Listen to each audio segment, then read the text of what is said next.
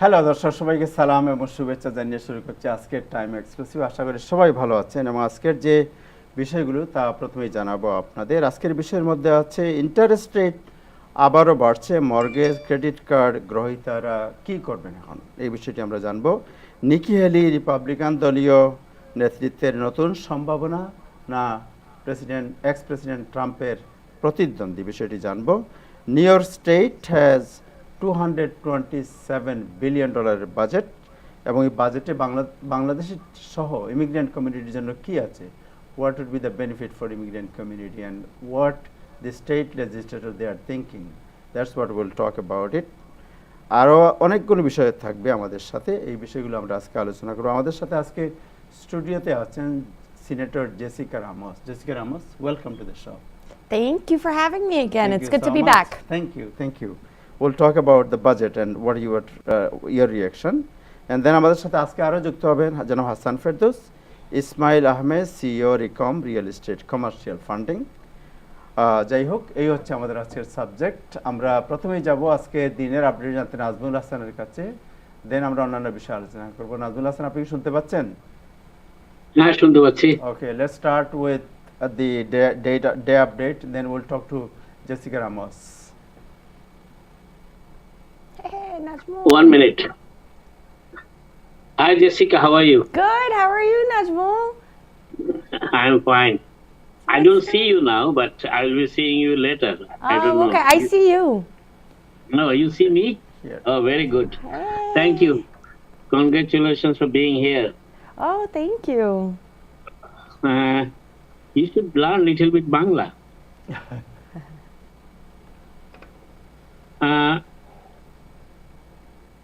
ধন্যবাদ আবু তাহের এবং ধন্যবাদ টাইম টেলিভিশনের সকল দর্শক শ্রোতা এবং প্যানেলিস্ট, সবাইকে সালাম এবং শুভেচ্ছা। আশা করি আপনারা সবাই ভালো আছেন। আজকে ফেব্রুয়ারি মাসের প্রথম দিন, ভাষা মাস। আপনার মনে আছে, অনেকের সবারই হয়তো মনে আছে, 1952 সালে ভাষা আন্দোলনের জন্য যারা প্রাণ দিয়েছিল তাদের স্মৃতির প্রতি শ্রদ্ধা জানিয়ে এই ভাষার মাসের শুরু আজকে, এবং সেই আপনাদের সবাইকে স্বাগতম। আজকে নতুন যে বিষয়টি শুরুতে, সেটি হচ্ছে প্রেসিডেন্ট বাইডেন এবং স্পিকার ম্যাককার্থির মধ্যে বৈঠক হয়েছে আজকে ডেট সিলিং, অর্থাৎ ঋণের যে সীমানা, সেই সীমানা নির্ধারণের জন্য 31.34 ট্রিলিয়ন ডলারের যে ছিল সীমানা, সেটি অতিক্রান্ত হয়েছে আপনারা জানেন গত মাসে, এবং আগামী জুন মাসের মধ্যে যদি নতুন ভাবে এই সীমানা ব্যাপারে পুনর্নির্ধারণ না করা হয়, তাহলে অর্থনৈতিক সংকটে পড়বে এবং অনেক ফেডারেল এমপ্লয়িদের বেতন এবং অন্যান্য সুযোগ সুবিধা হ্রাস হয়ে যাবে, পেনশনের ক্ষেত্রে সমস্যা হবে। তবে ধারণা করা হচ্ছে যে আজকে যে বৈঠকটি অনুষ্ঠিত হয়েছে, সেই বৈঠকে যথেষ্ট ভালো বৈঠক বলে বর্ণনা করেছেন অবশ্য স্পিকার ম্যাকার্থি, এবং তিনি এও নিশ্চিত করেছেন যে বৈঠকে মেডিকেয়ার এবং মেডিকেইড সম্পর্কে কোনো আলোচনা হয়নি, এবং তিনি গতকালই ইঙ্গিত দিয়েছিলেন এই বিষয়ে কোনো আলোচনা হবে না। তবে হোয়াইট হাউস এবং প্রেসিডেন্ট বাইডেন স্পষ্ট জানিয়ে দিয়েছেন যে কোনো প্রকার শর্ত কিংবা ডেট সিলিং, যে ঋণের যে সীমা, এটা পরিবর্তনের ক্ষেত্রে কিংবা পুনরায় নবায়ন, ইনফ্যাক্ট বলা হয়, নবায়নের ক্ষেত্রে কোন প্রকার শর্ত গ্রহণযোগ্য হবে না। অতএব শুধু রিপাবলিকানদের শুধুমাত্র তারা যে কথাটি বলছে যে ব্যয় হ্রাস, বরাদ্দ হ্রাস, সেটি প্রেসিডেন্ট বাইডেন মেনে নিচ্ছেন না, অন্তত আজকে সেই হিসাবটি, সেই ধারণাটি হোয়াইট হাউস থেকে দেওয়া হয়েছে। তবে প্রথম বৈঠকে কোনো সিদ্ধান্ত হয়নি এবং কি কি বিষয়ে আলোচনা হয়েছে সেটিও হোয়াইট হাউস কিংবা স্পিকার ম্যাকার্থির পক্ষ থেকে বলা হয়নি। তো যাই হোক, আমরা অপেক্ষা করি আগামী বৈঠকের জন্য। তবে এখনো সময় আছে যথেষ্ট, জুন মাসের 5 তারিখের মধ্যে এই ডেট সিলিং এর ব্যাপার ঐক্যমতে পৌঁছতে হবে। তবে সিনেটর শুমার আজকে যে কথাটি বলেছেন, সিনেটর শুমার, যিনি সিনেটের সংখ্যাগরিষ্ঠ দলের নেতা, তিনি বলেছেন যে ম্যাকার্থির উচিত নিজে থেকে একটি বিল পেশ করা এবং সেই বিলটি পাস করিয়ে নিয়ে আনা এবং সেটি সিনেটে নিয়ে আসা, এবং সিনেট পাস করবার প্রেসিডেন্ট স্বাক্ষর করবেন, যাতে যুক্তরাষ্ট্রের ঋণ পরিসীমা বর্ধিতকরণের ব্যাপারে কোনো সংকট নয়। তবে তিনি অবশ্যই একটু খোঁচা মেরেছেন, যেটি আমি বলবো স্পিকার ম্যাকার্থিকে। তিনি বলেছেন স্পিকার ম্যাকার্থি কোনো প্রকার হোমওয়ার্ক ছাড়াই প্রেসিডেন্টের সাথে বৈঠক করতে গিয়েছেন, আর তিনি জানেন না হয়তোবা কিভাবে এই ডেট সেলিং নিয়ে কথা বলতে। এটি স্পিকার হিসেবে প্রথম বৈঠক অবশ্য প্রেসিডেন্ট বাইডেনের সাথে, তবে বৈঠকটি যথেষ্ট আন্তরিকতাপূর্ণ ছিল। সেটি অবশ্য একাধিক মিডিয়া এসেছে, এবং ডেমোক্রেট এবং রিপাবলিকানদের যে অবস্থা রাজনৈতিক ভাবে, সেই তুলনায় যথেষ্ট সৌহার্দ্যপূর্ণ বৈঠক ছিল। এটি প্রেসিডেন্ট বাইডেনের সাথে স্পিকার ম্যাকার্থির প্রথম বৈঠক ছিল আজকে অবশ্য। আর দ্বিতীয় যে বিষয়টি নিয়ে কথা বলতে চাই সেটি হচ্ছে যে প্রেসিডেন্ট বাইডেনের বাড়িতে তৃতীয় দফা, যেটি তার দেলোয়ারে ভ্যাকেশন হোম হিসেবে পরিচিত, সেটিতে তৃতীয় দফা এফবিআই আজকে তল্লাশি চালিয়েছে, আজকেই ইনফ্যাক্ট। এবং তল্লাশি চালানোর আগে অবশ্য প্রেসিডেন্ট বাইডেনের আইনজীবীদের আগাম জানানো হয়েছিল, এবং প্রেসিডেন্ট নিজেও অবগত ছিলেন। তবে এফবিআই অনেক তদন্তের পর, অনেক তল্লাশির পর কোনো ক্লাসিফাইড ডকুমেন্ট, যেটি তারা যে জন্য তারা গিয়েছিল অবশ্য তদন্তে, সেটি তারা খুঁজে পায়নি। তারা আজকে নিশ্চিত করে জানিয়ে দিয়েছে যে প্রেসিডেন্ট বাইডেনের অন্তত এই বাড়িতে আর কোনো ক্লাসিফাইড ডকুমেন্ট নেই। সেটি এফবিআই এর পক্ষ থেকে আজকে জানানো হয়েছে। তবে এই নিয়ে তিনবার প্রেসিডেন্ট বাইডেনের বাড়ি এবং তার অফিস, যেটি ছিল ইউনিভার্সিটি অফ পেনসিলভেনিয়া দেওয়া পেন বাইডেন সেন্টার, সেখানে এই 3 দফা এই তল্লাশি চালানোর পরও চালানো হয়েছে ইতিমধ্যে। এবং এর আগে আপনারা জানেন যে সাবেক প্রেসিডেন্ট ট্রাম্পের মারে লাগো বাড়িতে তল্লাশি চালানো হয়েছে, এবং সেখান থেকে ডকুমেন্ট, ক্লাসিফাইড ডকুমেন্ট উদ্ধারও করা হয়েছে, এবং সেই জন্য তার বিরুদ্ধে ক্রিমিনাল তদন্ত চলছে। যদিও প্রেসিডেন্ট বাইডেনের বিরুদ্ধে সেই ধরনের ক্রিমিনাল তদন্তের কোনো কথা বলা হয়নি, কিন্তু সাবেক প্রেসিডেন্ট ট্রাম্পের বাড়িতে যে ডকুমেন্ট উদ্ধার করা যায় সেগুলোর ব্যাপারে ক্রিমিনাল তদন্ত চলছে।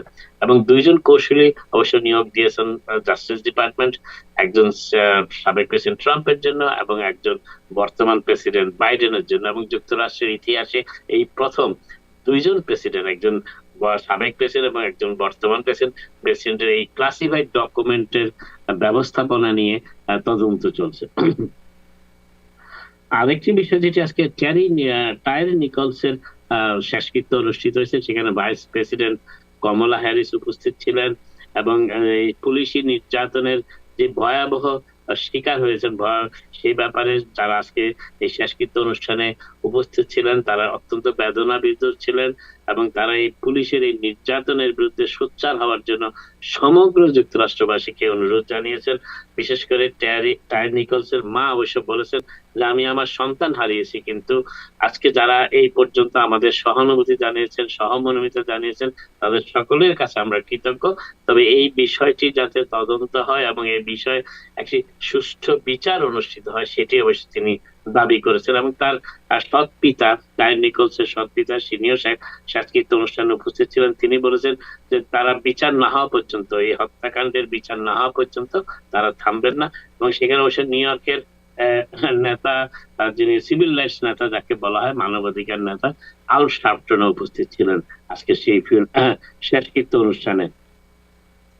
আজকে আরেকটি বিষয় যেটি বলবো, জর্জ সান্টোসের ব্যাপারে এফবিআই তদন্ত শুরু করেছে। আজকে সেই খবরটি প্রথম জানা গেল।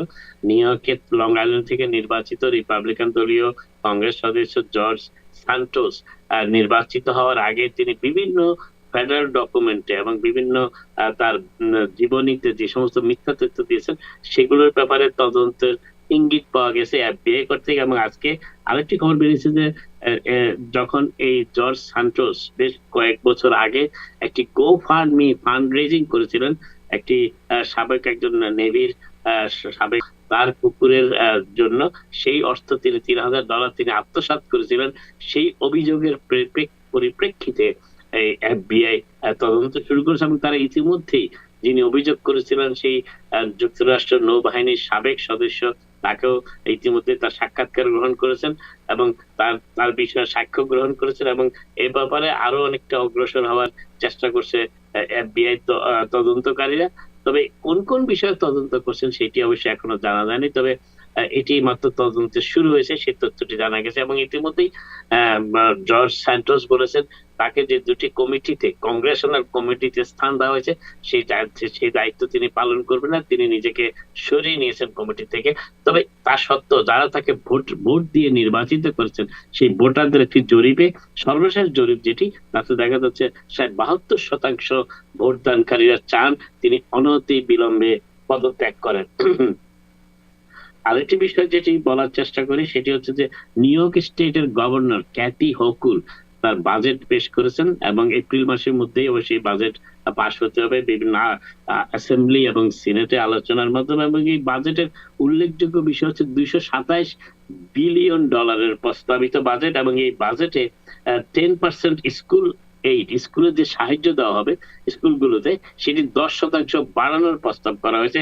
একই সাথে বাড়ানোর প্রস্তাব করা হয়েছে স্টেট ইউনিভার্সিটির কলেজগুলোতে টিউশন ফি, আর সেটি 3% বাড়ানোর প্রস্তাব করা হয়েছে।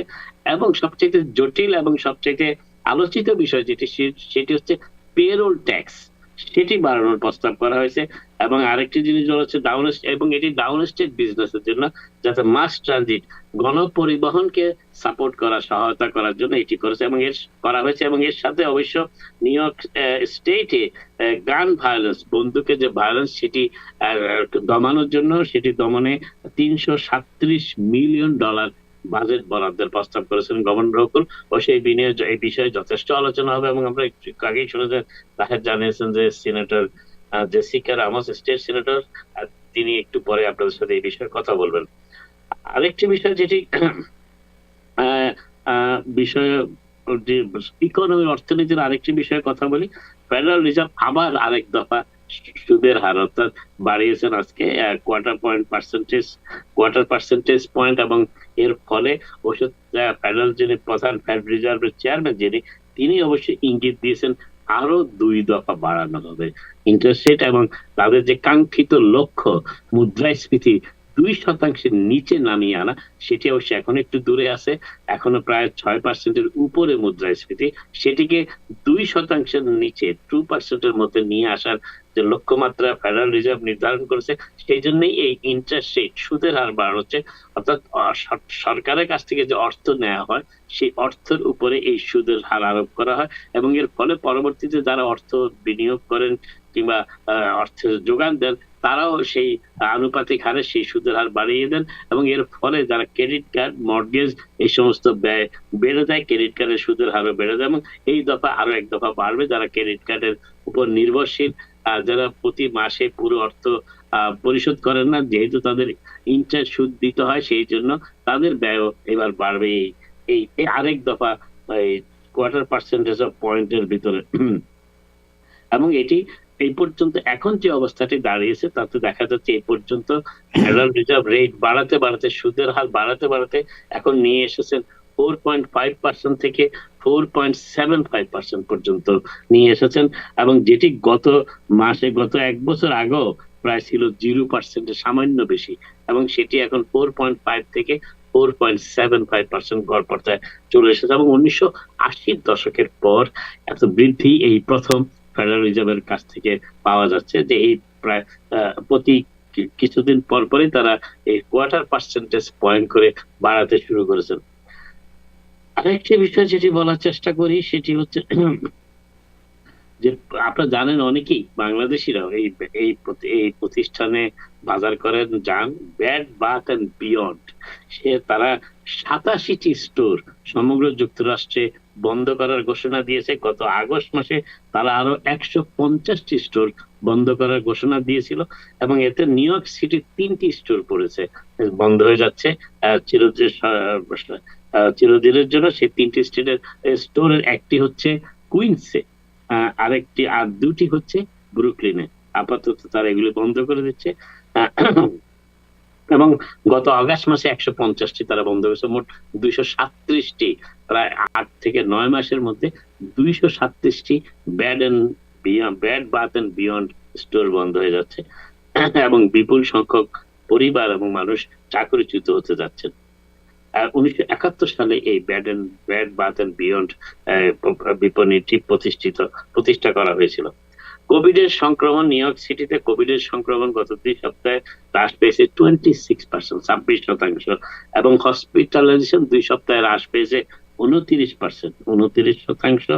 আর নিউ ইয়র্ক স্টেটের কোভিড পরিস্থিতি গতকাল আগের দিনের তুলনায় 3% হ্রাস পেয়েছে কোভিড টেস্টে পজিটিভ চিহ্নিত হওয়া মানুষের সংখ্যা, এবং এর ফলে গত 2 সপ্তাহে 20% হ্রাস পেয়েছে আর কোভিড এর সংক্রমণ। নিউ ইয়র্ক স্টেটে কিন্তু মৃত্যুর হার বেড়েছে নিউ ইয়র্ক স্টেটে 5%, এবং গতকাল সমগ্র নিউ ইয়র্ক স্টেটে মৃত্যুর সংখ্যা লিপিবদ্ধ করা হয়েছে 24 জন 7 দিনের গড়পড়তার হিসেবে, এবং গতকাল সমগ্র নিউ ইয়র্ক স্টেটে হাসপাতালে চিকিৎসাধীন ছিলেন 3000-এরও বেশি মানুষ।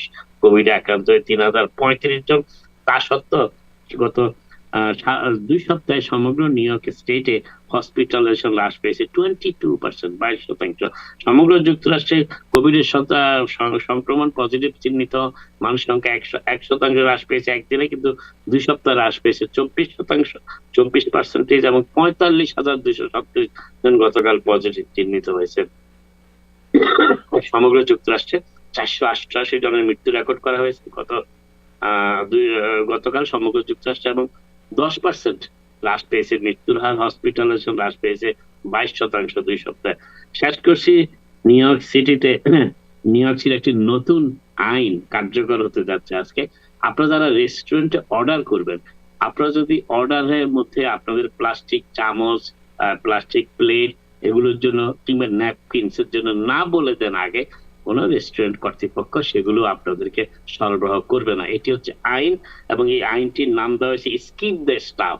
এটি কার্যকর করা হচ্ছে। অর্থাৎ আপনাকে যদি খাবার অর্ডারের সাথে আপনারা যদি ন্যাপকিন কিংবা স্পুন কিংবা প্লাস্টিক নাইফ কিংবা প্লাস্টিক প্লেটের অর্ডার না করেন, রেস্টুরেন্ট কর্তৃপক্ষ সেগুলো আর সরবরাহ করবে না। এগুলি চাইবা মাত্র আপনাকে দেওয়া হবে, না চাইলে দেওয়া হবে না। এটি হচ্ছে সিম্পল সিস্টেম। এটি কার্যকর করা হচ্ছে নিউ ইয়র্ক সিটিতে। আপাতত এখানে শেষ করি। আমি কাচ্চু ভাইকে দেখতে পাচ্ছি, উনি উমরা হজ করে এসেছেন, অনেক ঘোরাঘুরি করেছেন। ওনার ঘোরাঘুরি সম্পর্কে হয়তো আপনি একটু কিছু জানতে পারবেন। আপাতত এখানে শেষ করি। আপনারা সবাই ভালো থাকুন। Thank you so much. Thank you Nazmul Ahsan. Thank you. আমার দর্শক, আমাদের সাথে আছেন জনাব শাহাব আহমদ, যিনি ইজিপ্ট এবং সৌদি আরব সফর করে এসেছেন, উমরা করে এসেছেন। আমাদের সাথে আছেন জনাব হাসান ফেরদৌস এবং ইসমাইল আহমেদ আমাদের সাথে আছেন, যিনি রিকমের সিইও। আমি সবাইকে শুভেচ্ছা জানাচ্ছি। প্রথমেই হাসান ভাই আপনার কাছে যাব, একটু পরে যাব আপনার কাছে।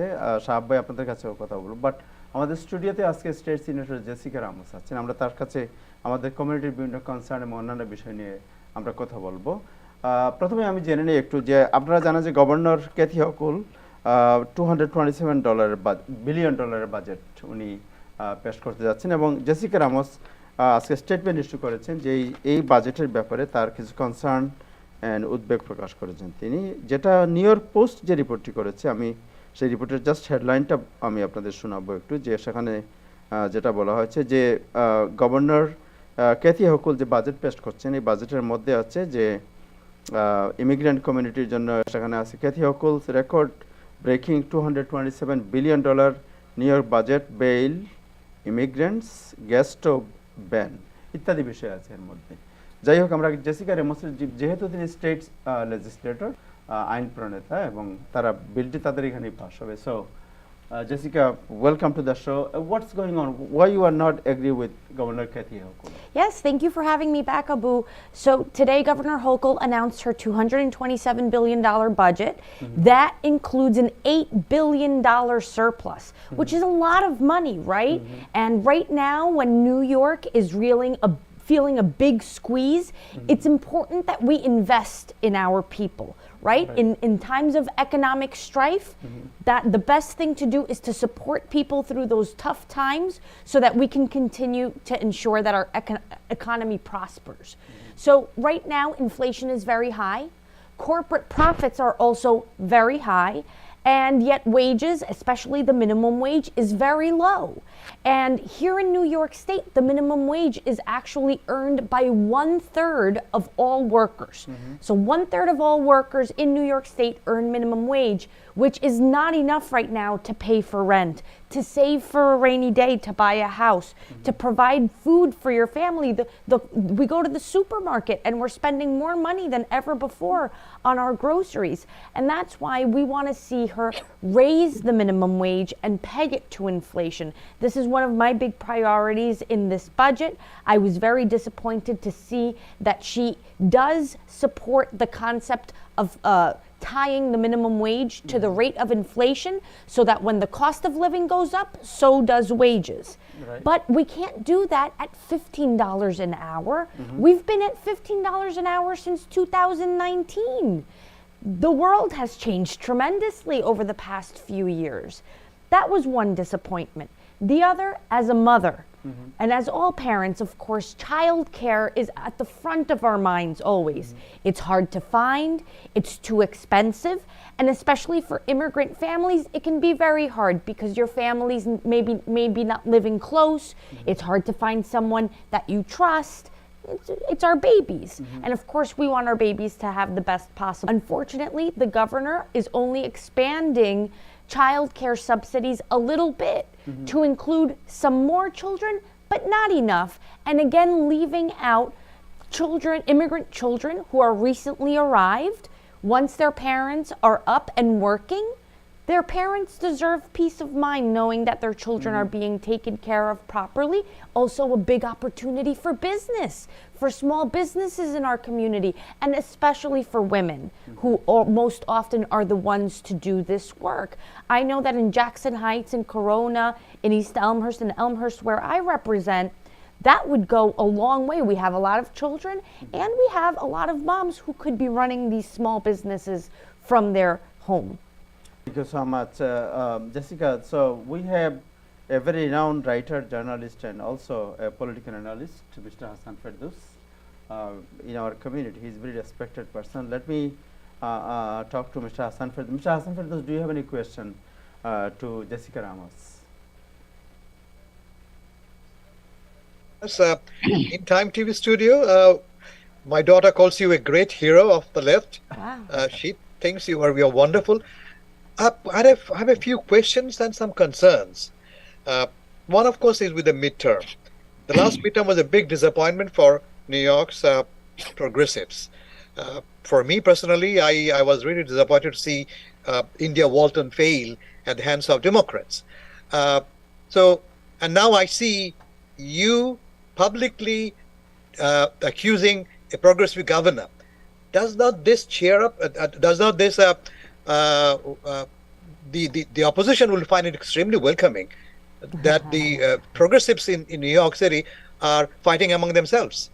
Also, in the past, you tweeted, I remember, criticizing AOC, another icon of New York's left, and I think you called her absent, out of touch. So what's really going on? I've also called for the chair of the Democratic Party to resign or be fired. To be very, very clear. Look, I think that's very telling. That's very telling.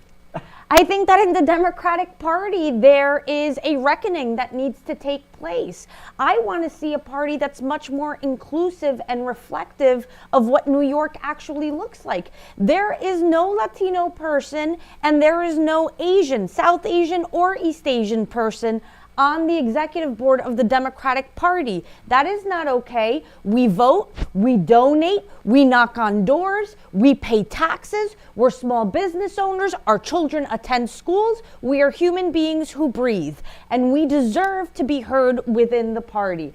I think that there is a lot of work that can be done there to actually make sure that we're turning people out on Long Island. I know that it can be very hard for some people to accept that Long Island is becoming browner and browner. I've been to Hicksville.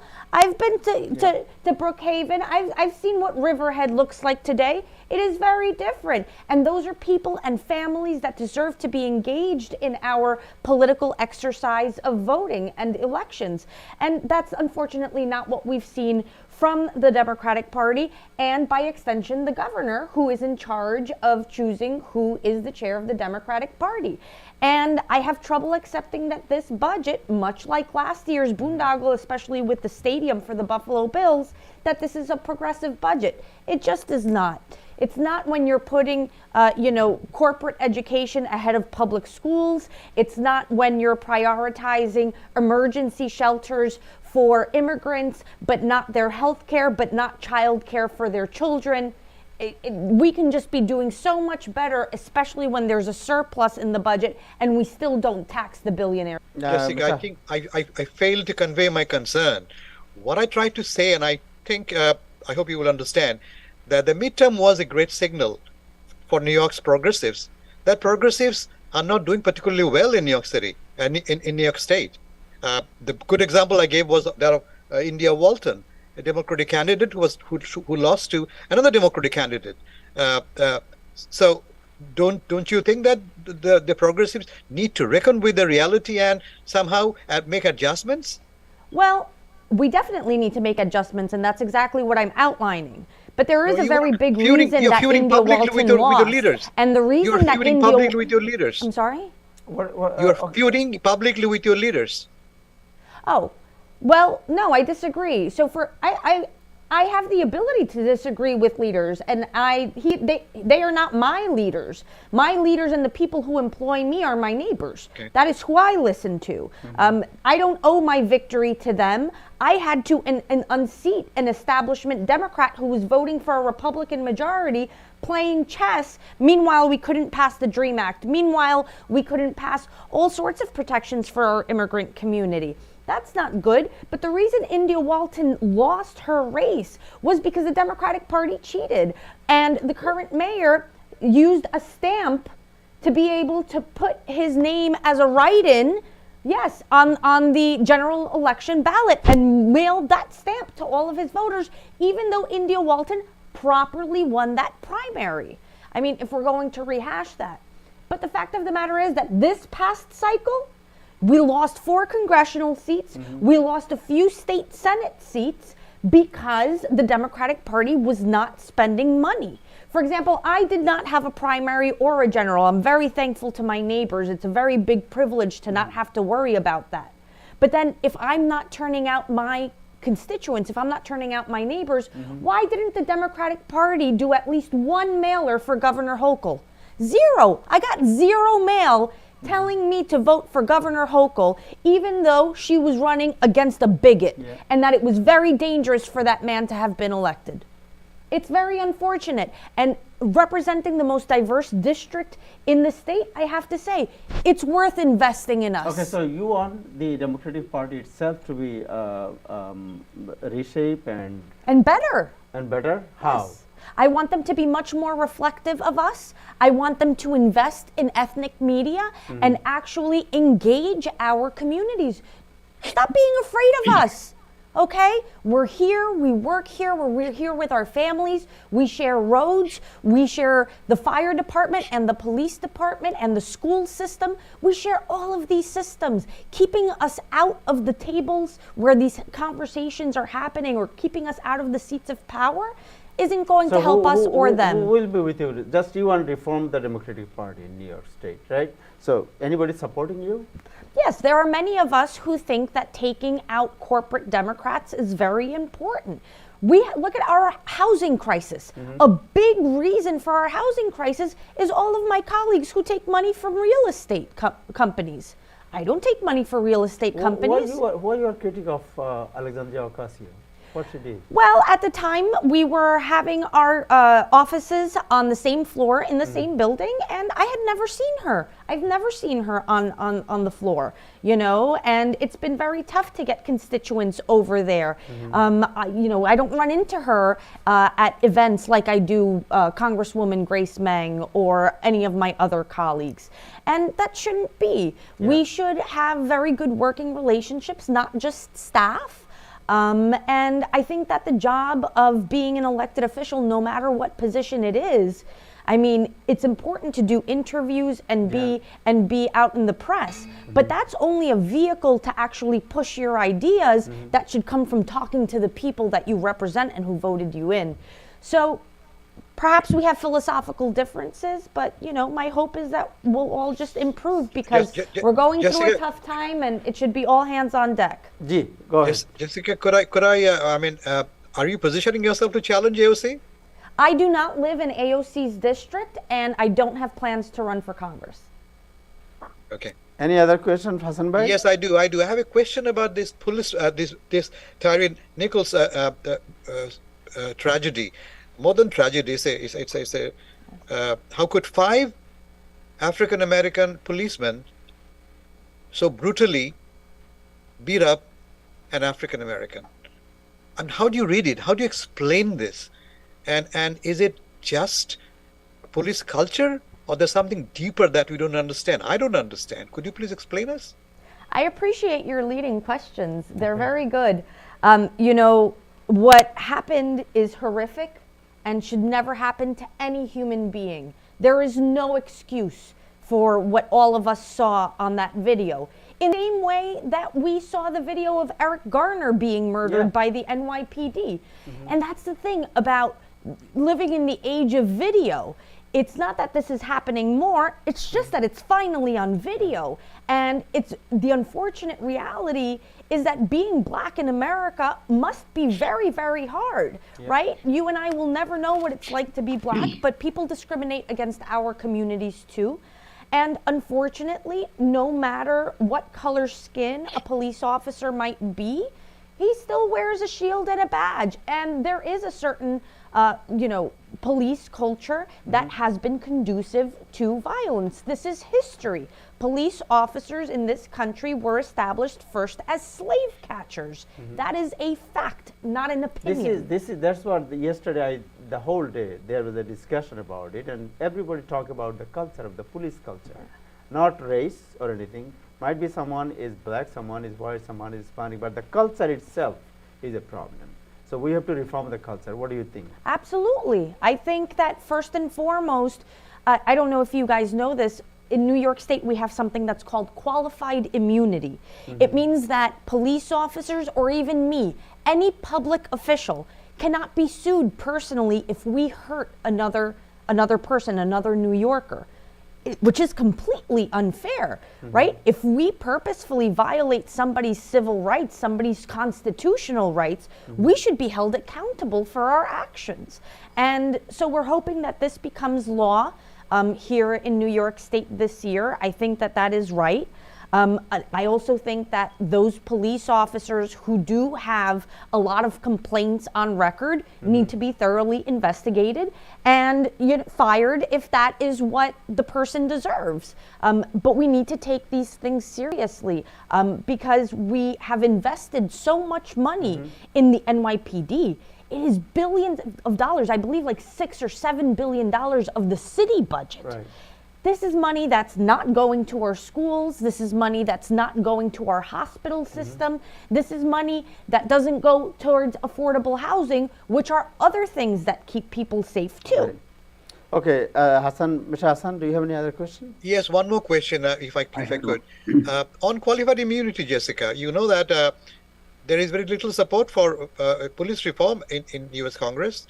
Both houses have rejected previous attempts. Lindsey Graham just proposed a kind of a compromise formula on qualified immunity. Do you think that progressives, I'm focusing only on progressives, need to shift a little bit so that they could be more accommodative of other views? What I find, I'm a little worried about this particular phenomenon that progressives increasingly find themselves isolated in New York politics because New York is not ready fully for progressive politics, it seems to me. Okay, so I think you're talking about two different things. One is at the federal... I know, I'm talking two different things, but focusing can I on answer? why... Yes, you got it right. Okay. Okay, so to me, you're talking about the federal government, and the federal government is known for being dysfunctional and quite often in disarray, especially if there are different parties in power in Congress. I don't expect qualified immunity to be addressed by this Congress, which is why I think it's good that at the state level, we are able to address these issues and that we're able to establish law here. That's, I think, really important because when the federal government fails to protect us, and this happens at the Supreme Court level, in the judicial branch as well, New York has to act. We've seen this happen many times, especially when it comes to protecting our immigrants. But it's actually a very popular idea here in New York. Al Sharpton actually today came out in favor of ending qualified immunity. There are many senators who co-sponsor this in New York State. And so even though I don't have hopes for the federal government to address it as they should, I do think here in New York State you'll see some action this year. Thank you. I just have have one another question, two if I may. two gentlemen in this event. Mr. Ismail, do you have any question to Senator? Yeah, I just wanted to, yes, hi, Mr. Amos. I just wanted to get back on that governor's proposal, specifically on the that charter school proposal where Senator John Liu, he basically said that, quote, it's a non-starter. Where do you stand on that? What's your thought on that, and what should be a good balance? I agree with Senator Liu. I think the governor's proposal is a non-starter on charter schools. You know, for a very long time, proper funding was not given to our public schools. And in fact, in Albany, we have worked very hard in the last budget to secure all of the money, it's called foundation aid, for our public schools. And then unfortunately, the mayor turned around in June with the city budget and slashed the school budget for no reason. So for example, my youngest son, who goes to PS 69 in Jackson Heights, his school got cut $500,000, $500,000, you know, which meant the cutting of teachers, right? And services that the kids need. So it was very unfortunate, and it's hard when it has to compete with the idea of charter schools. And there are different types of charter schools, and that's very important to note, because I don't think that the proper opportunity has been given to charter schools that are owned and operated by people of color. Mostly, the laws have been utilized, and especially under former Mayor Michael Bloomberg, the laws were utilized to help what we call zombie or corporate charters, which end up doing the bidding of big corporations. You know, we're talking about like Success Academy, for example, which are not good charter schools and are actually used to privatize public education and de-standardize what our kids are learning. And they have the opportunity to discriminate against English language learners or against students with learning disabilities. And that's not fair. Every child deserves to have a quality education. Thank you so much. Any other question, Mr. Ismail? No. I mean, I had, if I may, I had another question on the 421 abatement. That's something hits close to home for me, for myself. I work with a lot of developers on the financing side. So it was recently extended. I know you are a big proponent of the housing, and what do you think of that new housing proposal, that 800,000 units to be built over the decade? Do you feel that that will soften some of the issues that we have in hand, or it's too little and too far out? Yeah. Look, that's an excellent question. Thank you. You know, let me start very basically, right? There is very high demand for apartments in New York City, and there is very low supply. And 800,000 units is a good number. I think it's a very realistic goal for New York over the next 10 years. But the devil is always in the details. It would be very curious to understand what the breakdown of AMIs are and exactly how we're defining that affordability, because the people who need housing the most in New York right now are not people that are making a lot of money, which is going back to my proposal to raise the minimum wage. And so for 421A, it has become very problematic because for those at home who might not know what that program is, it's a city and state program that gives lots of subsidies to developers as long as they build affordable housing. But the problem is that it hasn't actually resulted in that much affordable housing at all, you know, and that becomes an issue. So I think that we need to have an entirely different conversation. I know that the governor is extending it for the projects that have already been submitted, but I think that we do have to rethink the entire paradigm, because, you know, construction workers deserve to be safe, be paid a living wage. I know developers want to make a killing on every single building that they build, But we have to get realistic about what New Yorkers want right now too. And everybody wants to see homeless people off the streets, right? We want to build supportive housing too. And that's really where we should be investing right now. Thank you so much. আমার মনে হয় দর্শকদের আমরা বলতে চাই যে যারা আজকে দেখছেন টেলিভিশন, আমার মনে হয় যে আমরা জেসিকা রামোসকে অনেকদিন পরে পেয়েছি এবং আজকে আমরা আমাদের প্রোগ্রামের অন্য সাবজেক্ট বাদ দিয়ে তার সাথে আজকে একটু কথা বলি, because we need to know lot of other thing. And Hasan ভাই, আমার মনে হয় যে আজকে আমরা তাকে একটু কথা বলি তার সাথে, কারণ তাকে নর্মালি অনেকদিন পরে আমরা পেয়েছি এবং নর্মালি পাওয়া খুব টাফ হয় তাদেরকে। অন্যান্য সাবজেক্ট যেগুলো আজকে আলোচনা করার কথা ছিল এটা অন্যদিন আমরা আলোচনা করি। কি বলেন আপনি? Can I talk now? Thank you. আমার মনে হয় Mr. Shahab Ahmad, you have some question because Mr. Shahab Ahmad is a pharmacist. He owned about 6 pharmacy and he's one of the oldest pharmacist in our community. I hear he's in my neighborhood. Yes, yes, in Astoria, Jackson Heights, and Jamaica as well. Mr. Shahab Ahmad ji, আপনার কোনো প্রশ্ন থাকলে করতে পারেন Jessica রামোসকে। G. Hi, Senator Ramos. Thank you for taking our questions. Okay, I'm in the pharmacy business almost 40 years. Right now, the PBM, all these, they are controlling our pharmacy business basically. Yes. As you know, that everything is going up. All the businesses, rent, employee, taxes, everything is going up. But the pharmacy reimbursement is still looks like going back to is instead of going forward is going minus. Like we tried last year the fee for service, which has been approved, but at the last moment that has been cancelled due to the budget problem. This year we are expecting that this will be again, the budget will include this fee for service. All those Medicaid patients that Medicaid will pay to the pharmacy directly instead of going through the PBM, which they pay only 5 cents for filling a prescription and sometime in the minus reimbursement for the drugs. But our cost is everything going up.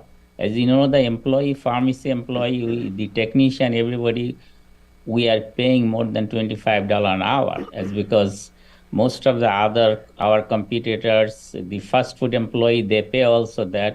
Even somebody who is doing the home care, they get $23 to $25.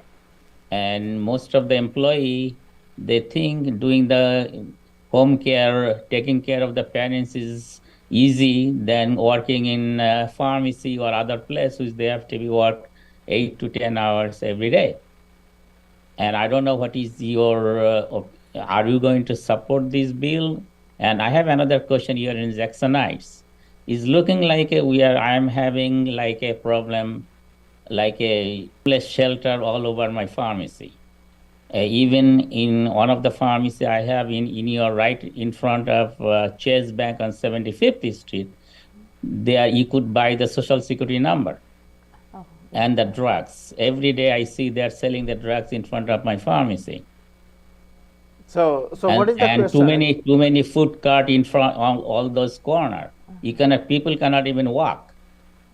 Okay, all right. So Okay, so let's start with the pharmacy. Yeah. So there has been a lot of talk about PBM reform for a while now, at least for the last 4 years that I've been in the Senate, largely because it's very hard for our mom and pop pharmacies to be able to compete with the big ones. And actually a lot of the big ones now you've noticed are closing, right? Some of the Rite Aid on 37th Avenue and 82nd Street closed down. I've seen that some of the Walgreens and CVS's have also closed down. And it hasn't become easier for our mom and pop shops to gain those accounts, the people who need to be serviced with medicine. So I do hope that that we take some action in the budget. I have not read that portion of the budget yet. It was just released this morning, and unfortunately, I don't sit in the health committee. I chair the labor committee, and I'm on a few others.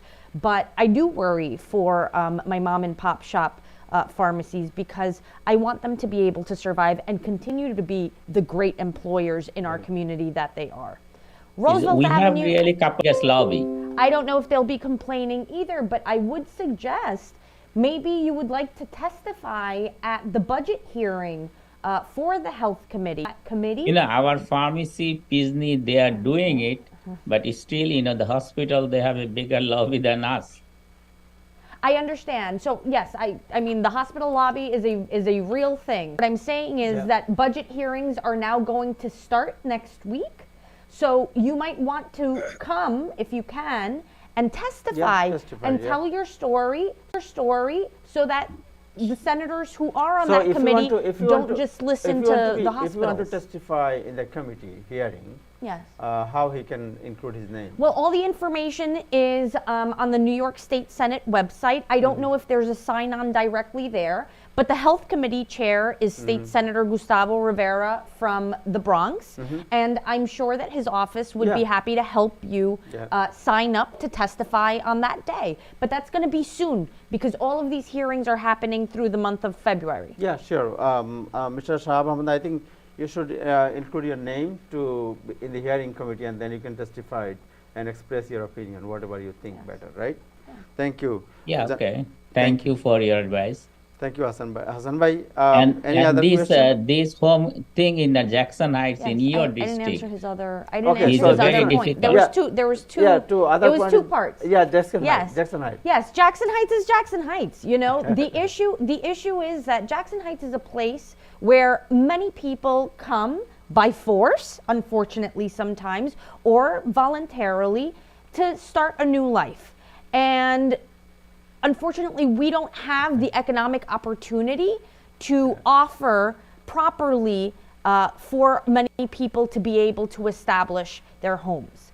And so, unfortunately, we see people engaging in fraud with selling Social Security cards. Many of those men have been trafficked themselves, and this is how they're paying back the visa that their coyote helped them get to cross the border. It's the same thing with sex workers along Roosevelt Avenue too. That's obviously a bigger conversation, but the food trucks, all of this, we have more food vendors in Jackson Heights and in other places than ever before because of the pandemic.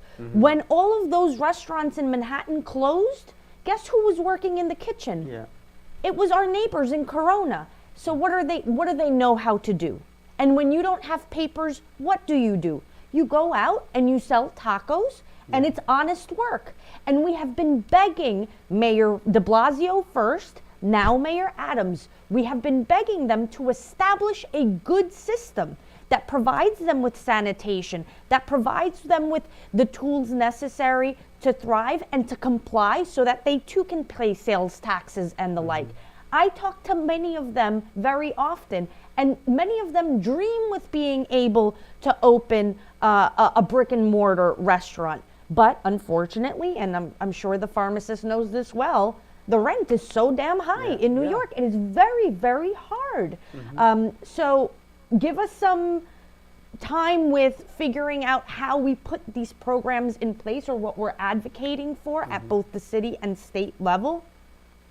But it will hopefully get better with the increased economic opportunity as we crawl out of the recession. Again, I think that providing good jobs is the best way to avoid all of this, and making sure that people are making enough money to actually provide for their families so they don't go do the wrong thing. Thank you so much. Yeah, Thank you. but the thing is that our customer who come to the pharmacy, they are afraid of entering that. That's because they're afraid that selling the drugs. Even they're making the cigarette right in front there. No, I understand that it looks bad. It looks bad, right? It is not a good thing. But I don't. Are they like offering? Like, why does? Yeah, they are. I get even the sanitation giving the ticket is because they are dumping all those even all this food court. They're dumping all those plates in front of my pharmacy. Oh, okay. Well, that's not good, and you should call your city council person, right? Everything that has to do with streets, in terms paving streets, picking up garbage, street lights and stuff like that is all city. I want to encourage you to call your council. So we'll bring the city council member concern. Okay, let's talk to Mr. Hassan Firdaus. Mr. Hassan Firdaus, your turn. Thank you, Jessica. Let's look a little bit to the broader picture beyond New York, and we have only less than You are what, national politician now. So Apparently. Yes. yeah, exactly. So let's talk a little bit about the national politics. But before that, I want to get your take on Jay Jacobs. Why? I mean, will this be a good thing to remove him, have somebody else? Will this solve your problems? Because I see a lot of infighting already. Of course, there's infighting all the time. And I've been asking for him to be fired or to resign. I mean, the man has not done a good job of helping us win more seats. He didn't help us increase. There are more Democrats than Republicans in the state of New York. There is no reason why Republican turnout should be very high and Democratic turnout is very low. That to me means that the Democratic machine has not spent enough money on media, both community money knocking on doors, talking to people. We cannot be scared of talking to people and listening to their stories. We're not always going to agree, and that's okay. But this is why coalition building is so important, right? And really figuring out how we can help people. That has to be the mission. But Jay Jacobs has not been doing a good job. Look, he has a day job, children. I think that that's great, and that's what he should do. You know, he even lost the congressional seat that he lives in on Long Island. I mean, you can't even make this up. It's like it's a joke. Yeah. Let me ask you another question about Santos, Congressman Santos. Yeah. Good idea. What about mayor position? Because Mayor Eric Adam never asked him to resign. He's always keep Oh, silent. I hadn't noticed. Yes. Well, that's concerning. I think everybody should be asking Congressman Santos to resign. There are just too many questions. We don't even know if that's his real name. I mean, it's become the butt. It's become the butt of so many Real jokes name. now. But it's embarrassing. It's very embarrassing. You know, he even claimed that for a long time. Apparently, Yeah. he lived in a basement in Yeah, Jackson but- Heights. right. I don't know if that's true or not, but you know, I think it's very important to show yourself who you are, and to be a good neighbor and really care about your community. I hope he really gets it straight soon. So how you're feeling about your friend, former President Donald Trump? He's squeezing by. Is that your friend? That's not my Your friend. friend. No, that is definitely not my friend. I don't think he's anybody's friend. Okay. Okay, let me talk about Jackson Heights because Let me ask you one question about mayor. How do you rate our mayor, and are you disappointed? Yes, I rate him very poorly. We are also not the same type of Democrat. I did not vote for the mayor. I think that there